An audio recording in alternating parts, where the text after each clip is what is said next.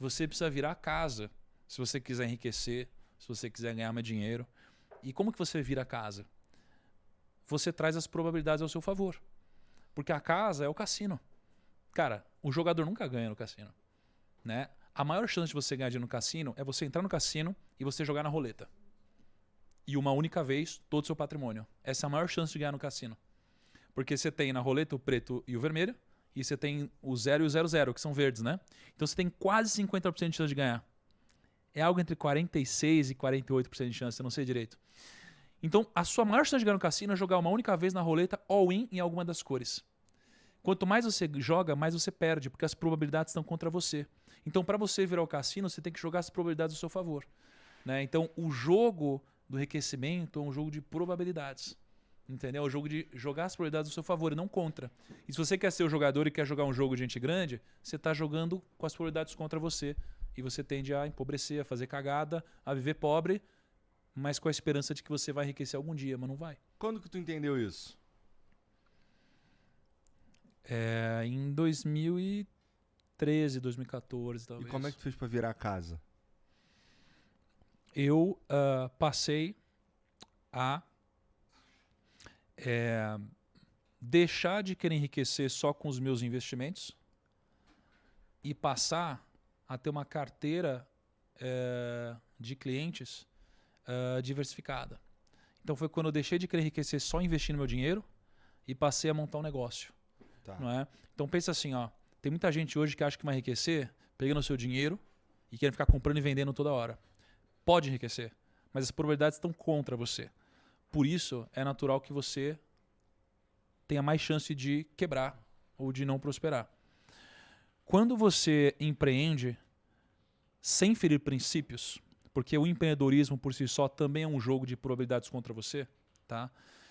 Então quando você empreende numa área que você conhece, sem você se expor ao risco da ruína, sem se endividar mais do que você deveria, né? Aprendendo antes de correr algum grande risco, você acaba jogando aos poucos essa probabilidade a seu favor. Então, quando eu comecei a empreender, né, eu parei de querer enriquecer só na força do meu braço e comecei a criar mecanismos e modelos, né, que iriam jogar o jogo a meu favor. Por exemplo, se eu tinha 50 pessoas no meu time, na época, prospectando clientes, a chance era muito grande de alguma dessas pessoas do meu time encontrarem um cliente multimilionário. Eu sozinho tenho as probabilidades. Então, o que eu fiz foi um jogo de probabilidades. Eu preciso manter um custo baixo, ter fontes de aquisição diferentes. Tu sabia disso na época ou tu analisou como tu fez e, pô, até que eu fui na cagada certinho? Cara, foi uma mistura dos dois. É. Não foi na cagada, eu sabia que essa era a direção, né? Mas óbvio que eu não tinha essa clareza que eu tenho hoje. Mas na época eu também não tive um mentor, sabe? Eu não tive um cara que sentava comigo e me explicava. Os meus mentores eram os livros, né? Então o que mudou a minha vida com certeza foi ler, mesmo não gostando de ler. Porque para pra pensar, ler é colocar as probabilidades ao seu favor. E aí, cara, o cara ele viveu uma vida inteira e ele registrou os maiores aprendizados que ele teve no livro dele. É sobre isso o livro, é sobre uma mensagem, é sobre o que ele aprendeu, é sobre o legado. Um legado que ele vai deixar no outro, diferente de uma herança que ele deixa pro filho, não é? Então ele registrou todos os aprendizados dele no livro. E aí a gente vai viver uma vida tomando porrada todo dia para aprender o que esse cara já aprendeu no final da vida dele, tendo tido o sucesso que ele aprendeu, o sucesso que ele teve. Não, eu vou ler livro. Ler livro é trazer probabilidade a seu favor. Então se você ler a história do Elon Musk, Verdade. se você ler livro e você lê a história do Silvio Santos, você lê a história de seja lá qual for o empreendedor, você vai aprender o que ele demorou uma vida inteira para aprender. Então você vai reduzir a possibilidade de errar onde ele já errou. Não é uma questão cultural, especialmente do brasileiro, demonizar a riqueza?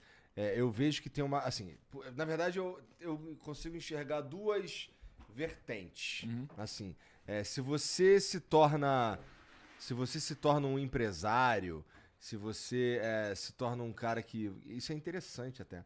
Que faz a roda girar e tudo mais, e uma galera se dá bem, e existe a possibilidade de pessoas terem um emprego por sua causa e tal. Vamos lá, do iFood, por exemplo. O iFood é uma puta iniciativa maneiríssima que, porra, hoje ninguém sabe direito como vive sem iFood, mas tem uma galera que bate muito no iFood por causa do como é a relação deles com os motoboys e tal.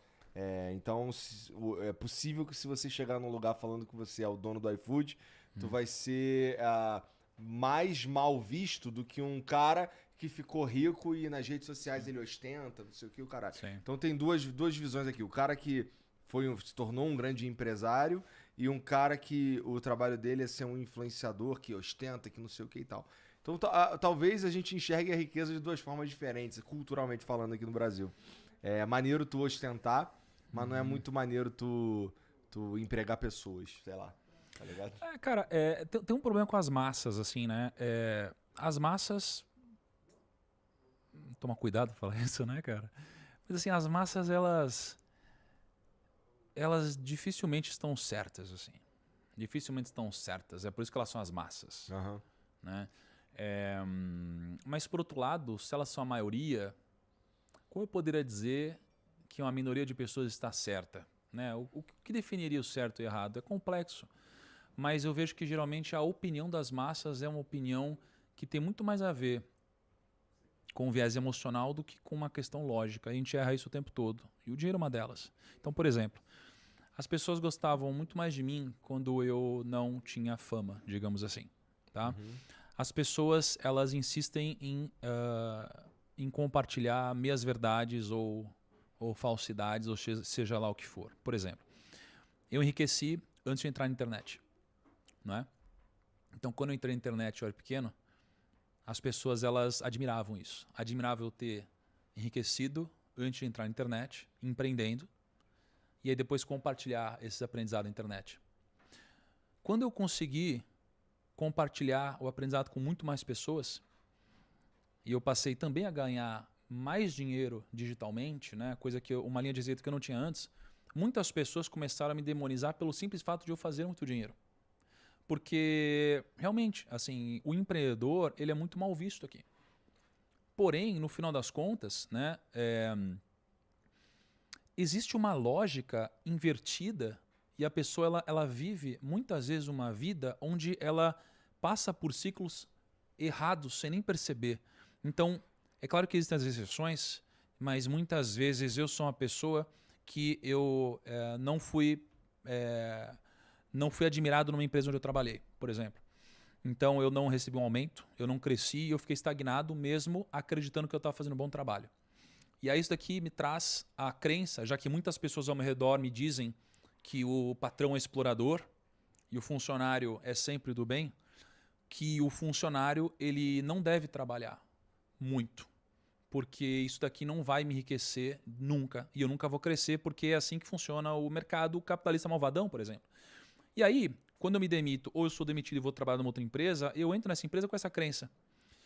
E aí, por isso, eu não desempenho mais do que eu poderia desempenhar. E aí, eu não cresço novamente ou eu sou mandado embora em algum momento. E aí eu começo a achar que a culpa é do outro. Enquanto que, na verdade, pelo fato de eu ter vindo com essa crença e evitado trabalhar mais do que eu poderia, trazer mais resultado do que eu poderia, né, me fez não crescer. Então, no final das contas, eu estou culpando o outro por algo que, na verdade, eu estou errando. Porque a gente começa a entrar num ciclo negativo. Né? E muitas vezes esse ciclo vem das grandes massas. Né? Porque a maioria das pessoas, elas geralmente não tem algum resultado expressivo. Elas sonham em ter muito dinheiro. Elas gostariam demais de ter muito dinheiro. Mas quando um amigo delas cresce, elas passam a entender que existe algo errado nisso. A gente tem muita dificuldade de admirar o sucesso do outro. Uhum. E a gente vive nesse ciclo, né, cara? Ô, primo, tu tava falando aí agora que tu, pô, já tinha enriquecido antes de se tornar famoso e tal. Na primeira vez que a gente conversou, você já me contou que você era garçom e tudo mais, né? Uhum. Cara, nessa época de garçom, o que você imaginava, assim, pra tua vida? Tu queria ficar rico? Por que eu tô te perguntando isso? Porque, ó, chegou um momento da minha vida, você tava me perguntando aqui se eu queria ser rico e tal. Chegou um momento da minha vida que eu tinha mais dinheiro do que eu precisava, Uhum. tá? Eu tava num caminho de, porra, juntar um patrimônio ali e ter a possibilidade de ficar mais tranquilo. Não é nem nada muito absurdo, não, mas era assim, eu tava acostumado com X e eu comecei a ganhar 20X, tá ligado? Eu, caralho, isso aqui é maluco e tal. Só que eu percebi, a minha sensação foi, cara, rapaz, não era esse o objetivo. Eu queria mesmo era, sei lá, alguma outra coisa que não era ficar rico. Tu passou por isso, assim, teve algum momento que tu parou e pensou, caralho, não era ficar rico o que eu queria. O que eu queria mesmo era, sei lá, eu queria ser um comunicador e não ser rico.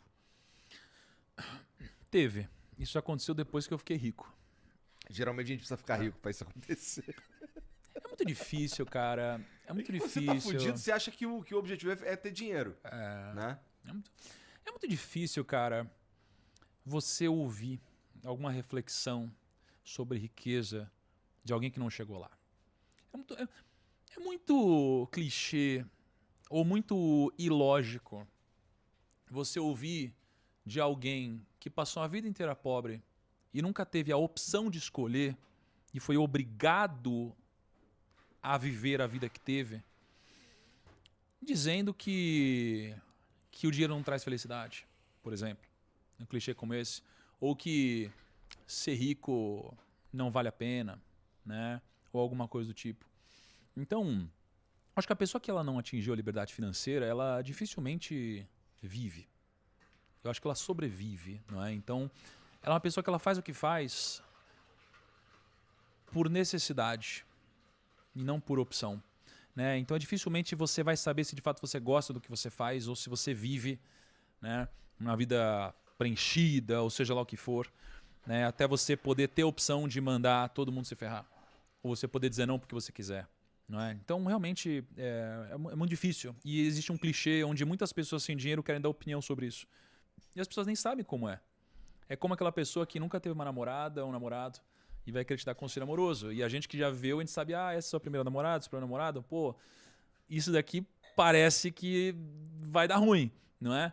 A gente já viveu coisas. É claro que existem as exceções, mas a regra, né, ela estatisticamente acontece. Acerta mais, né? Ela acerta mais.